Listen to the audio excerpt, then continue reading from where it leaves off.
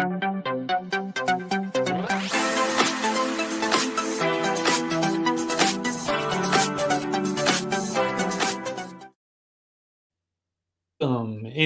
Off the Bench, where we are talking sleepers and streamers for week 11. I am Alex. That is Sam. We've got 4 teams on bye this week: the Cardinals, Panthers, Giants, and the Bucks. So there are a lot of fantasy teams out there that are searching their bench and their waiver wires for replacements. I think we got a few good candidates for you tonight. So if you're ready, sit back, relax, and enjoy the show.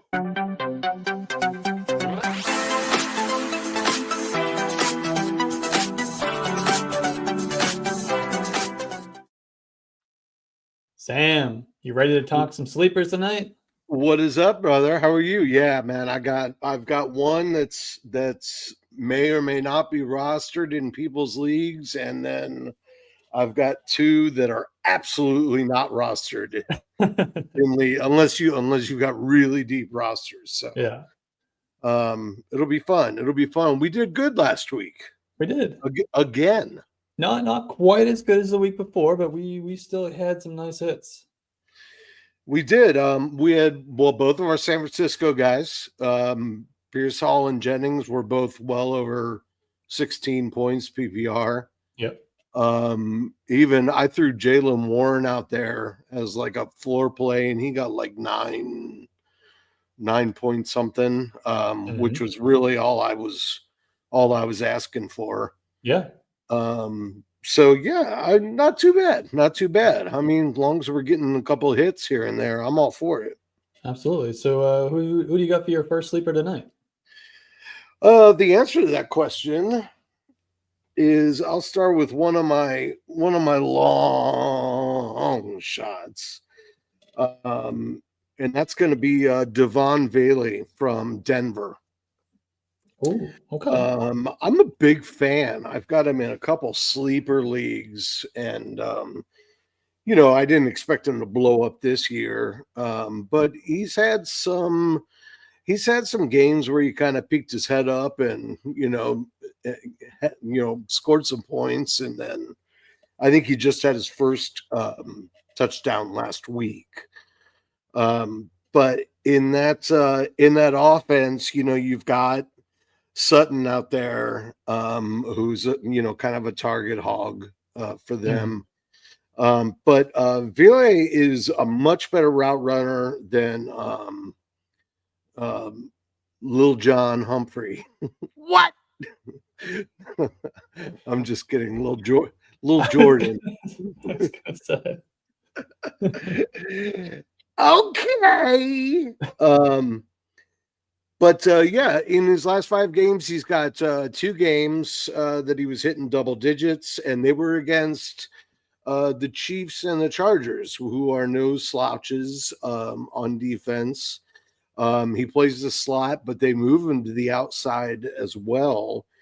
And I like his chances to put up some points this week. He might only get, I think he's been getting between 4 and 7 targets pretty regularly. I think he only had 3 last week. But if he can get 5 targets, pull in 4 for 60, and I think anybody in that offense has a shot at getting in the end zone. So I can roll the dice on Devon. Yeah, they're gonna have to throw the ball to keep up with the Falcons. Absolutely. And he's old enough to be my dad, so he's a wise man. Right. And the Falcons give up 12 points per game to the slot, which is kind of middle of the road. It's nothing remarkable.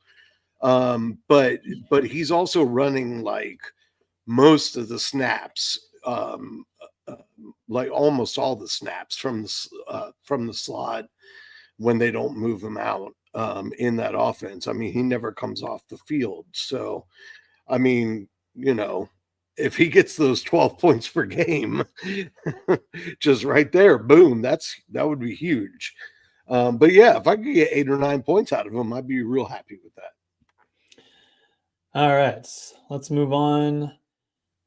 I'm going to give you Will Dissly We're going to go sleeper tight end. I feel like I give a tight end every week, and we've done pretty good with them. You do give a tight end pretty much every week, but that's okay because everybody needs a tight end every week. Somebody in the league is like, what the f am I going to do? Yeah, everybody needs a nice tight end in their life. And I got Will Dissly for you this week. Did you say a nice tight end? He took advantage of Hayden Hurst missing games with injury. However, Hayden Hurst came back last week, and Will Dissly is still the tight end one in that offense. He played well enough during that stretch with Hurst out to keep the tight end one job. He's second on the team on the season, second on the team in receptions, second on the team in targets. He led the Chargers last week in targets and receptions. He had a 33% target share in week 10. He's had 6 or more targets in 3 of the last 4 games. That includes 11 targets in week 7. Will Dissly, 11 targets? I didn't think he had it in him, but apparently he does. And the matchup is fantastic. Going against the Bengals, they allow the 4th most fantasy points to the tight end position. They allow always the 2nd have. most wins. I mean, like as long as I've been alive, the Bengals are susceptible to the tight end. I'm dead serious. I'm not even joking. And you're almost as old as Devon Vele. That's a long time. I'm older. I think Devon Vele could be my kid. I don't know. Devon Vele is pretty old. How old is he? How old is he? I don't know. He's probably like 26. Dude, I'm 47, bro. But Devon Vele is a rookie. He's old for a rookie. Anyway, so the Bengals, they allow the 2nd most touchdowns to the tight end position. And the Chargers offense has kind of changed the way they're playing over the last several weeks. They've been passing the ball a little bit more. Over the past 5 games, Justin Herbert is averaging 30 pass attempts per game. Yeah, Herbert's been really good. That doesn't sound like a ton, but compared to the first 5 games or first 4 games of the season, he was averaging only 20 pass attempts per game. So they've upped it 10 additional pass attempts per game over the last few weeks. I wouldn't be surprised if they keep cranking that up because, like you said, Justin Herbert is playing really well. And we mentioned the teams on bye week at the beginning of the show. That includes Trey McBride, Cade Otton. They're also on bye. George Kittle is a game time decision. Will Dissly could be a nice pickup off your waiver wire. You can stream him this week. Yeah, Dissly's been one of those guys that we've kind of been waiting for a while. You know what I mean? For even before he went to LA, there was promise that he was going to take over the not only take over the job in Seattle, but to be like a pretty focal point of that offense. Yeah. And it just never really came to fruition. So they were just too obsessed with playing like 14 tight ends all at once. Right. Now he's the guy. Who you got? Who you got as your second sleeper? Okay, for my second one, I'll do the one that may or may not be available in your league. Devon Vele was 1%, by the way. 42%, and has been very disappointing this year, is Zach Charbonnet. Zach Charbonnet, when he was doing some starting in place of Walker, he had 50.7 PPR weeks. That included 4 total touchdowns in weeks 1 through 3. Okay. Since then, he's had 25 PPR points ever since week 3, with 1 touchdown. So that's weeks 4 through 9. They haven't even had their bye yet. But here's my reasoning. I don't know if you guys saw the news, but yesterday, the center for Seattle just up and left. He just up and said, I'm retiring. I quit. And Seattle's offensive line was already like fourth from the bottom in the league. I mean, it already wasn't good. Yeah. So you lose your center in the middle.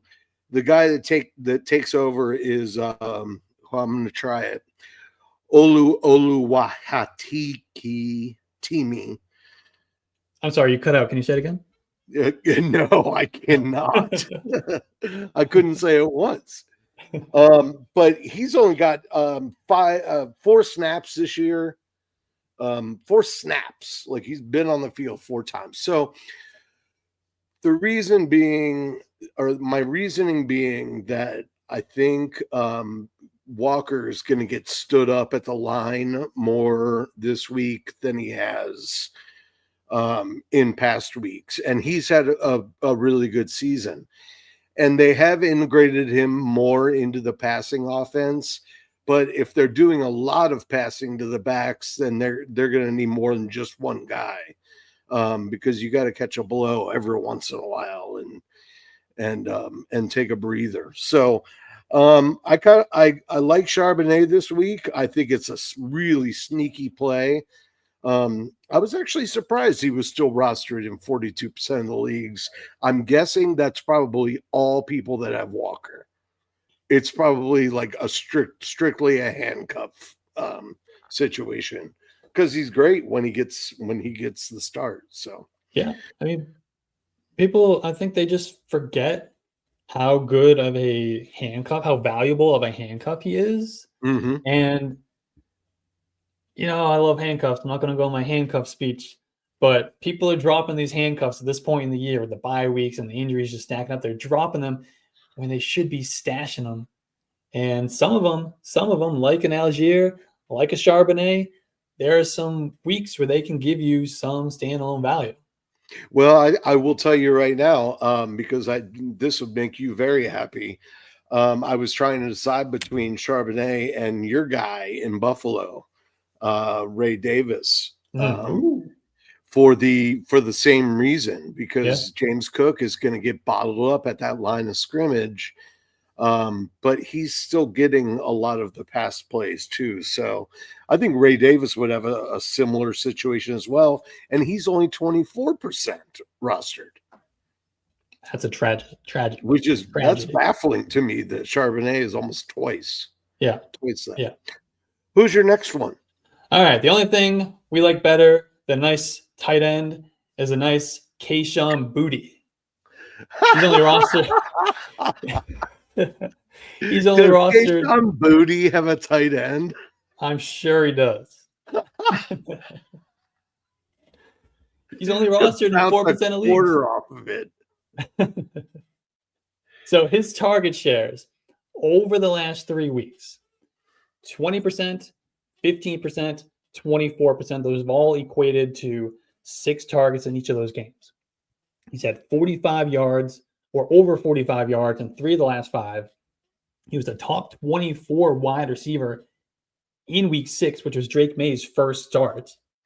And if you look at the last couple of weeks, he ran 98% of the routes in week 9, 100% of the routes in week 10. His role has just ramped all the way up. He's a full-time starter in that offense. They just released Tyquan Thornton. Kayshon Boutte is part of the reason why they released him, because they trust Kayshon Boutte. They have a starter in Boutte. He started at the bottom of the depth chart just at the beginning of the year. He's kept Javon Baker on the bench. He forced Tyquan Thornton out of the picture. It's Kayshon Boutte and it's Demario Douglas. Kayshon Boutte is 3rd among all wide receivers in the NFL in average depth of target. He's top 30 in yards per reception. And last week, he was number 9 across all pass catchers in the league in air yards with 117. He accounted for almost 60% of the team's total air yards. Now, the matchup this week is against the Rams, who have allowed the 8th most fantasy points to the wide receiver position, and they've been particularly vulnerable to outside wide receivers as opposed to slot guys. So this could be a Boutte game rather than a Demario Douglas game. Right. Fire up some Boutte. Firing up the Boutte. Let's do it. All right. Well, I see your Rams defense that is susceptible to the wide receiver.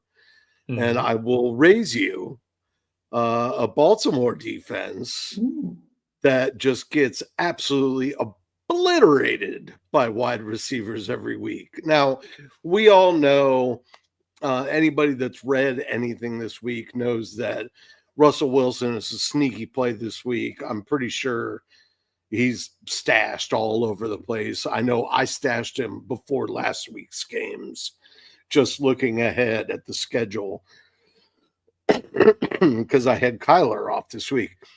And we all know that that George Pickens could have a really great game as well, but he doesn't qualify here either.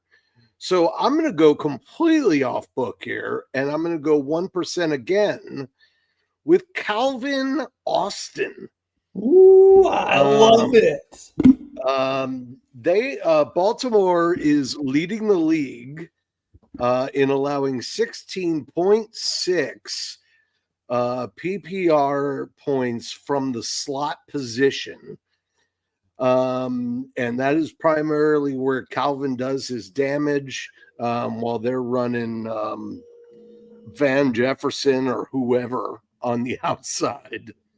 And they still move him around as well. What is that? Oh, you got him in? They're Calvin Austin, baby. Nice. I love it. But on the season, he's only got 16 for 277. But for a slot receiver, he's got a 17.3 yard average. So he does a little running after the catch. His depth of target is good. He just had a 55-yarder against the Chargers, and they're no slouch against the pass defense.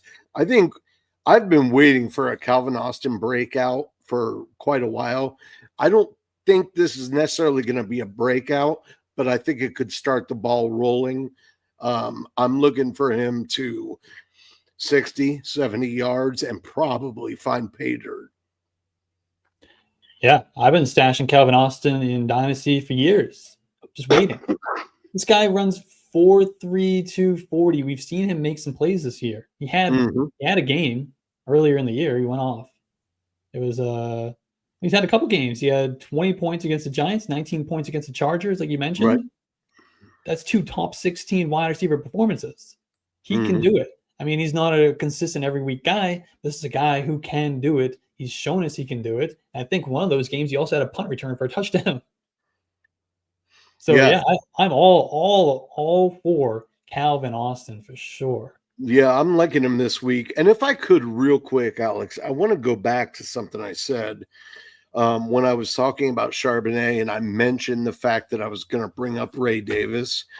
I just want to say that I am not recommending Ray Davis as a sleeper, only because the floor is subterranean. It's absolute zero. But what had me going was that like 70-yard wheel route touchdown that he was doing the other day. And I was like, man, if they're going to beat the Chiefs, they're going to have to do something kind of like that. Something a little bit tricky.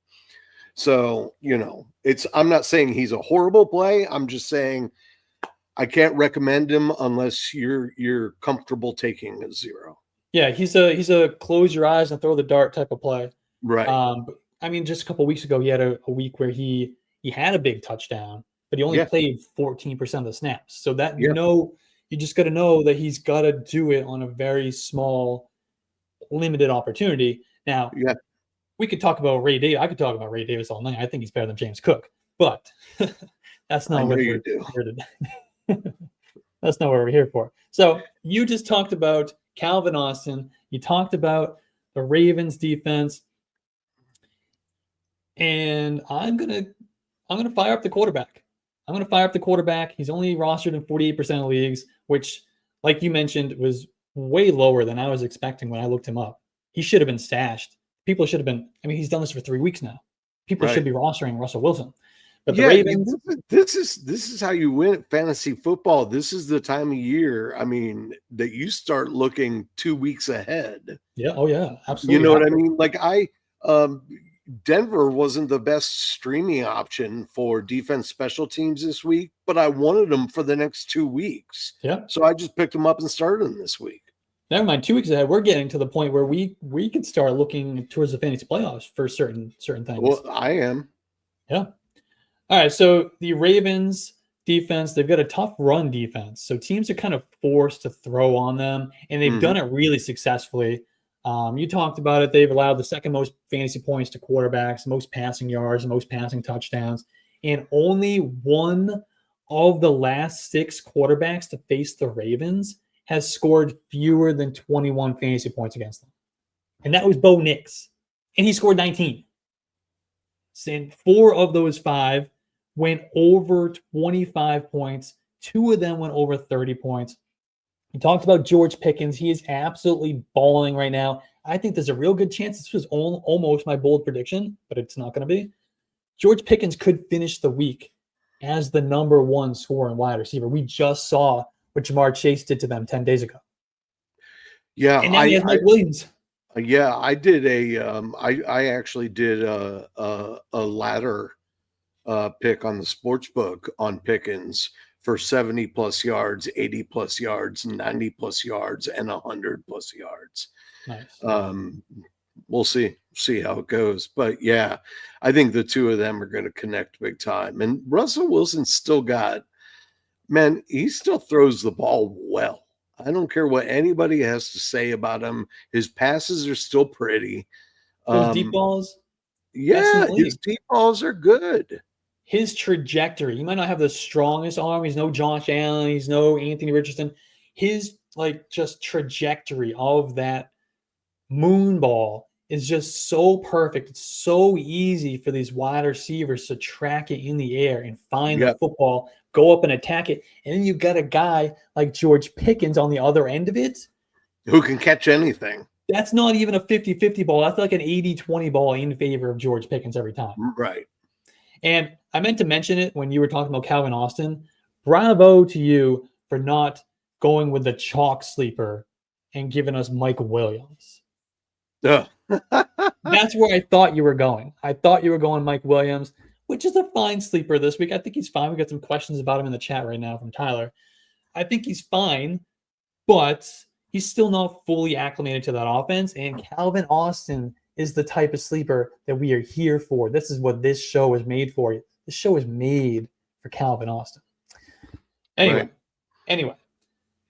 Russell Wilson, he's made 3 starts. He's had 6 passing touchdowns. He scored 18 or more fantasy points in 2 of those 3. I think you can fire up Russell Wilson. I have him ranked inside my top 10 quarterbacks this week. We mentioned all the teams that are on bye. There are quarterbacks that need to be played in Superflex, single quarterback leagues. You can play Russell Wilson. He's available in more than 50% of leagues. I don't know how. Go pick him up. He's a great streamer this week. He could be a top 5 quarterback. Yeah, I've got Kyler Wilson or Kyler Murray in my home league, and I'm excited to start Russell Wilson, and it got me thinking. I was like, man, if Kyler Murray wasn't on bye this week, I still think I might play Russell Wilson in this situation. Yeah, because the Ravens are that bad through the air. And yes, Russell Wilson over Anthony Richardson for sure. Yep. All right. So speaking of questions, you want to just grab a couple of these before we get to our bold predictions? Absolutely. All right. We don't have a whole lot tonight, but Tyler is in the chat. Is Tank Dell droppable? I want to see him with Collins back now and Diggs off the field. Because that just reminds me of last season. You know what I mean? Right, exactly. When they both had success. So I would do a wait and see on him. Yeah, I agree. I'm not dropping Tank Dell. I mean, I don't think in like a shallow league that you absolutely have to hang on to him, but I have no desire to drop him. Yeah, well, and keep in mind, Nico Collins this is not the first time he's been hurt, won't be the last. So, who knows? He goes down in the fantasy playoffs and you've got Dell on your roster. You're sitting pretty. Oh, yeah, absolutely. And we already talked about this on, I feel like, almost every show we've done lately. The injury that Tank Dell suffered at the end of last year. He had the same procedure that Tony Pollard had the year prior, And Tony Pollard said he didn't feel himself until about week 10, week 11. And where are we? We're week 10, week 11. Tank Dell's starting to get it going. I'd like to see him with this offense, with Nico Collins, no Stephon Diggs, and fully healthy. So we'll see what happens there. Let's get this one from Chucks. Chucks is, we see him in our chats all the time on Yards for Fantasy. He's a big fan of the brand, and we appreciate Chucks. Ramondre Stevenson or Lad McConkey or Jackson Smith and Jigba in the flex. I'm gonna go Ramondre on this one. I like Lad. I think he's probably gonna have a decent number of catches. So in a PPR league, he might pay off. But I think Ramondre has a real chance to find the promised land, and they're just going to keep running him. I mean, Gibson's just kind of faded out of there, and I like Ramondre. I've got him in my lineup. Yeah, I agree. I do like the matchup for Lad McConkey, even Jackson Smith and Jigba, but we got to remember that DK Metcalf is back in the lineup for Jackson Smith and Jigba. I'm hoping that they continue to utilize him a little bit more closer to the way they used him prior to the bye week when he had that big explosion. But I am with you. I'm going Ramondre Stevenson. I have him ranked as my RB21 this week. I feel pretty good about him. I think I have him at 22. As a matter of fact, I was just about to say that. And we gotta remember he kind of struggled a little bit in the middle of the season. His production was down, his snaps were down, but he was dealing with some injuries. He's been healthy lately. The role has been cranked back up. He's full-blown bell cow, Ramondre Stevenson, the same role we're used to over the last couple of years. They just paid him. They're going to keep giving him the ball. Right. And it's Antonio Gibson behind him. I've always loved Antonio Gibson, but at this point, we know Antonio Gibson really isn't that good. I've always hated Antonio Gibson.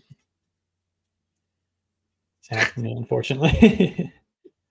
How about well, I'm gonna hold off on this one because I got something on this one in a minute. Okay. So we'll get to Dawson Knox. We'll get to him. Let's get Aaron. Yes. Should we trade Devontae Adams for Nico Collins? Oh yes. Yeah. What are you asking us for? Click that button. Go. Run. Go. Do it. Yeah. Hurry up. Hurry up. Smash. All right. Let's get to our bold predictions. This is my favorite part of the show every week. I know it is. You like to be so dramatic. What do you got? Thanks everybody for coming, by the way. And if you guys want us, tomorrow we'll be here for some starts and sits. About 20 after 12, right up to game time. So if you have any last minute questions, pop on and we will just run through just questions. So my bold prediction for this week is going up against Vegas. I'm going to use someone that has been a stalwart on this show of late, and that is Jonnu Smith.